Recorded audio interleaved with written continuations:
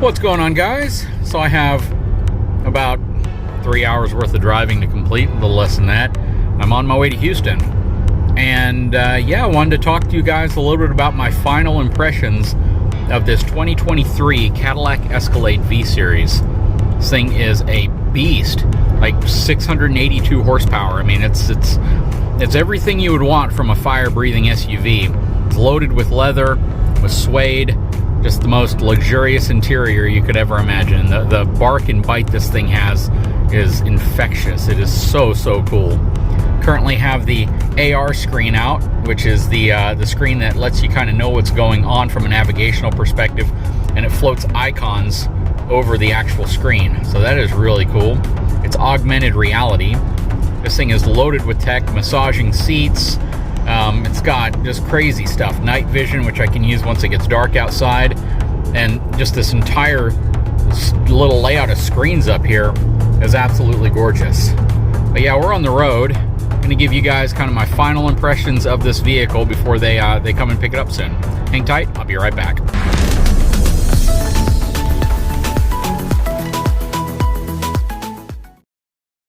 All right, so yeah, this thing is really cool. I'd have to say it's probably one of the funnest vehicles I've ever had. I think probably the first vehicle that was really special to me that I drove in terms of an SUV or a pickup truck was the Dodge Durango SRT that I had a while back. And then after that, I had a Ram TRX. And out of all the really cool vehicles that I've driven from a pickup truck and SUV perspective, those two at the time kind of topped the list. Now what you have here is something that kind of does both, right? But then multiply that a couple times over, because it's absolutely incredibly insane what they've packaged together with this SUV. Yeah, this thing is buttery smooth.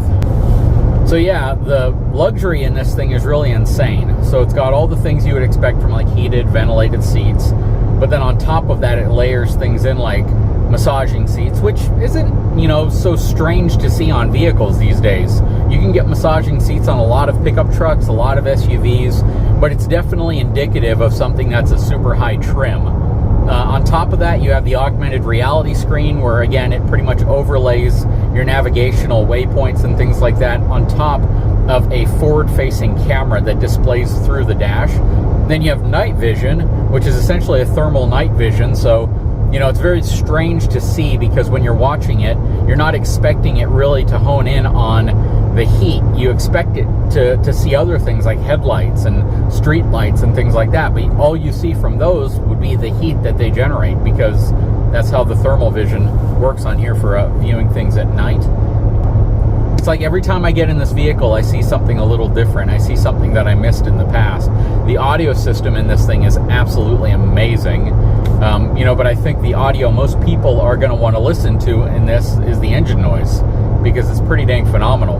Now that said, the engine noise is really a beautiful thing, but it also can be a negative. So if you don't want a vehicle that sounds like you're, you know, starting up a NASCAR each morning whenever you remote start it or you just push button start it, this may not be the vehicle for you, because there's no way in this V-Spec SUV to tame that beast once you start it. So yeah, walking out to this, starting it up, it's gonna wake your neighbors up, because it's very loud and it's very throaty and it sounds like you're starting up a really powerful vehicle. And yeah, the free-flowing exhaust on this thing certainly announce when it's morning time or whenever you're starting it up late at night or whatever you're doing.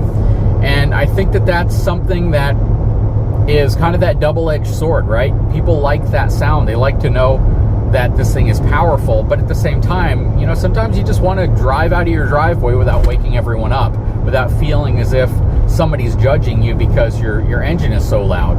And that's the one area that there's not as much control over that sound as I would hope.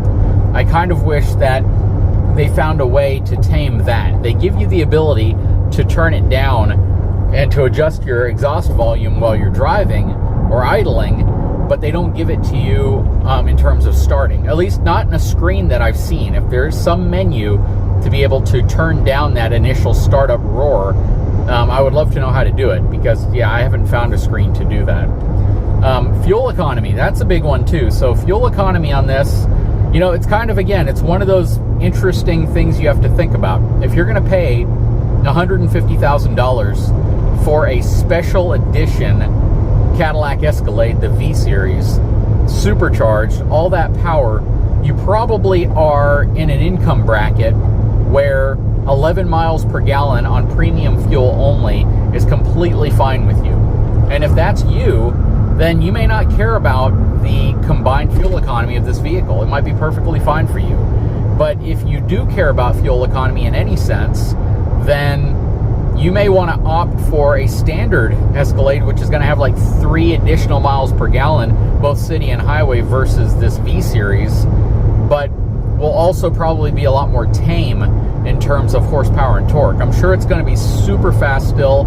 It's probably still silly fast, just not as fast as this, not as loud as this, and not as performance oriented as this, because the performance on this thing is absolutely incredible. Now, from a comfort and ride handling perspective, you have a lot of different menus you can work your way through with this SUV. You can change the dynamics of how this vehicle drives with the touch of a button and a slide of a slider on the display. You can change the suspension characteristics, the braking characteristics, the steering characteristics, the exhaust sound, the way it shifts. All of that is adjustable in the menus, so you can really tailor it to perform how you want it to perform at the time you're trying to drive it. And again, you can turn the exhaust sound pretty much all the way down to where it sounds very similar to, I guess, a stock V8 that you might get in one of these. But the way I was kind of comparing it to my wife was, it sounds a lot like an Armada, to be honest with you. Just the normal sound, the normal engine sound when you're driving. If you want to crank that sound up, then you put this thing in V mode, or you just go to your special tuned settings and you crank up that sound, and you have a very, very rich sound that will now permeate through the cab of the vehicle and give you that impression that you're driving a vehicle with a very, very tuned aftermarket exhaust. What's kind of interesting too about this vehicle is, as nice as the technology is, the one area that is kind of interesting is how they positioned the screens. So the screens on here are all positioned horizontally. So they're all side to side. They're real wide screens, but they're not real tall. So when you're using features like navigation or your camera is still on a relatively small screen. It's not this big, tall screen like you might see in some of other vehicles or some other brands that put really large screens, like a Toyota Tundra per se, or even an F-150, or, you know, some of your Ram vehicles that just give you this enormous screen to be able to really see the surround view of your vehicle, the forward, the rear-facing view.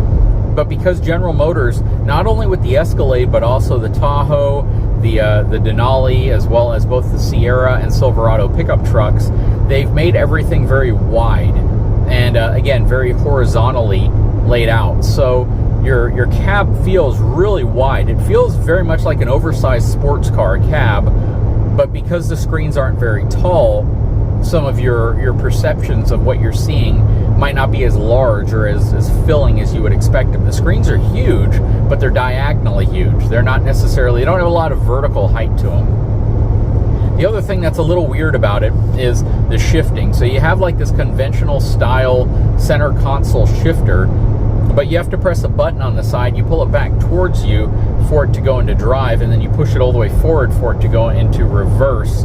And then you have a button on top to put it in park.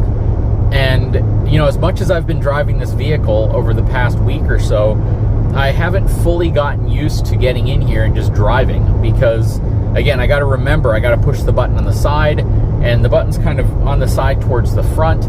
I got to pull it back to go forward, and I got to push it forward to go back, and then I hit the P on the top if I want to engage it in park. And there's been a few times where you just get in, you're boggled with how you need to do that. And, you know, I've driven just about every type of vehicle out there, so I get that, you know, your standard style shifters might kind of look similar or feel similar to this, but when you can clearly tell it's all electronic, it just seems as if it might be a little overcomplicated. But, you know, what would be nice is if they kind of went to what a lot of the other companies are doing, either a rotary knob or a button that you press to shift, if that's the route they're going to go. Because, again, most of your shifting now isn't done with actual, you know, cables and poles and things like that. It's all pretty much done electronically. So even though you may feel a shifter and it's moving, it's not really tied to anything except a wiring harness. And then navigating your way through the menus and screens can be a bit confusing and a little overwhelming at times when you're just trying to get to something quickly. And there may be ways to do it, but I've been trying to configure the screens and go through the menus in a way that really makes sense to me. And it just doesn't seem as if it's as intuitive as some of them that I have seen. Now, in terms of fit and finish, wow, it's probably some of the best fit and finish I've ever seen. In terms of material usage, it's also probably some of the best materials I've seen in a vehicle that I've reviewed ever. On top of that, from a comfort perspective, plush is probably the best way to describe it. It has an absolutely plush, luxurious, supple interior that really, really makes you feel as if you're driving in a vehicle that's worth every penny of the asking price, even though you can still get a lower trim package than the V-Series for 50 grand less. So you can get a beautifully appointed Escalade, very, very well equipped with tons of technology for about 50 grand less than this. Now, you may give up some features that you might get in, you know, $110,000 or $115,000 Escalade, but if you don't need the V-Series, there are a lot of packages that can be had for much less that will probably be a better fit for some customers. Again, with all the technology, just not that super powerful, supercharged V8 engine that you get with this one. One of the things that I don't really care for as well is this has that auto lift tailgate where you basically go to the back and you swing your foot underneath the bumper and the tailgate opens.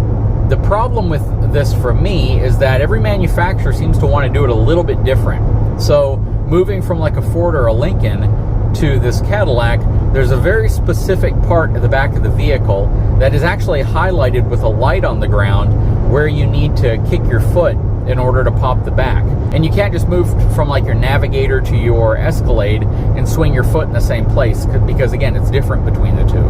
But the part that actually makes it a little bit more frustrating and challenging with the Escalade is that there's no physical button on the actual liftgate for you to open up the liftgate. You have a button to be able to open the glass on the back of the liftgate, which is much higher up, or you can swing your foot under it in the right spot, which is really the right back portion of the bumper, or you can use your remote to open it.